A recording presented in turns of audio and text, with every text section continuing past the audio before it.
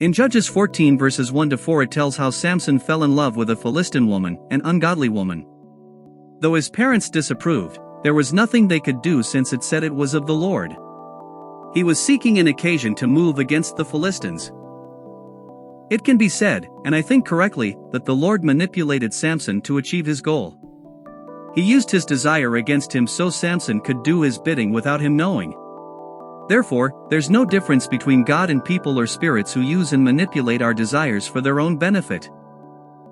Even though one is for a moral cause and the other is for selfish reasons, they're both using an immoral mean. But not really.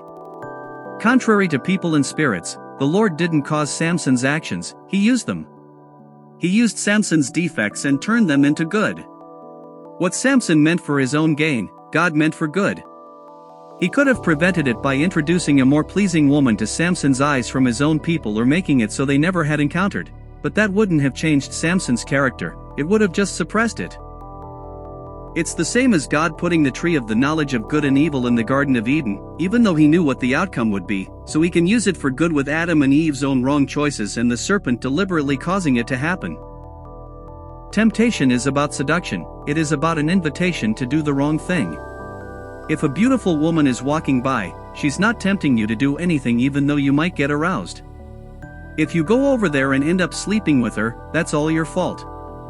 However, if she starts sending signals, and even though you didn't pay attention to her the first few times, she keeps trying to find ways to get you to do what she wants, now, you're still responsible for your actions, but we cannot overlook the fact that you probably would not have done it without the need to be convinced first.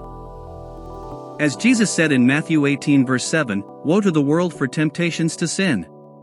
For it is necessary that temptations come, but woe to the one by whom the temptation comes." Woe to the one by whom the temptation comes.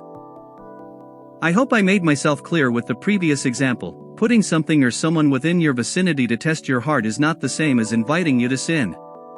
The Lord knew Samson's heart and used it for the greater good. Sometimes I think I find solutions to problems I myself created and then write about them. God used a woman to get Samson to destroy the Philistines.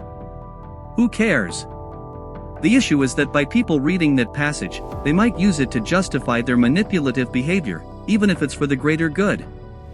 Anyone can define the greater good as they see fit. So, for example, can you use immorality that was already done, without you interfering in it in any way, shape, or form? I think it depends. If you're in possession of adult pornography and you use it to make money with those who already are using it, yes, you are morally responsible for their actions. Since now you're the distributor, even though it would have happened either way. However, if you're a police officer in possession of child pornography and you use it to catch those who already are using it, then no, you're not morally responsible for distributing it. You're not causing and perpetuating immorality, you're using it to end it. Does that sound right, or is it bullcrap?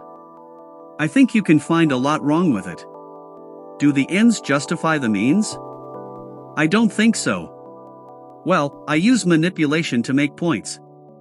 God didn't manipulate anybody, even though I said it could correctly be said that he did. However, me making another excuse, it was just to get into the mindset of someone who might think that way.